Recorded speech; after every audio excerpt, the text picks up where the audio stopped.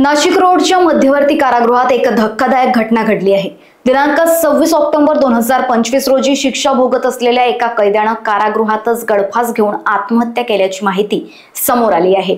शिवदास भालेराव वय वर्ष 58 असं मृत कैद्याचं नाव आहे। तो सिन्नर तालुक्यातील रहिवासी होता। भालेराव याला एका अल्पवयीन मुलीवर लैंगिक अत्याचार केल्याच्या गुन्ह्यात अटक करण्यात आली होती। न्यायालयीन कोठडी सुनावण्यात आल्यानंतर तो जून 2024 पासून नाशिक रोड मध्यवर्ती कारागृहात शिक्षा भोगत होता।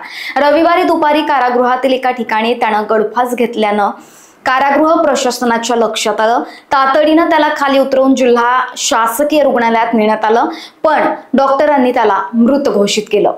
या घटनेची नोंद नाशिक रोड पोलीस ठाण्यात अकस्मात मृत्यू म्हणून करण्यात आली असून आत्महत्येचं नेमकं कारण अद्याप स्पष्ट झालेलं नाही।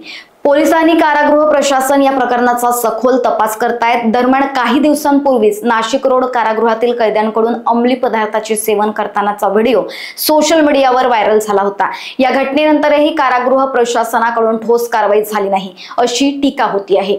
एका मागोमाग घडणाऱ्या या घटनांमुळे नाशिक रोड मध्यवर्ती कारागृहातील सुरक्षा आणि देखरेख यावर पुन्हा एकदा गंभीर प्रश्नचिन्ह उभा राहिलंय। लोकवाहिनी न्यूज करिता मयुरी टेंभरेची रिपोर्ट नागपूरवरून।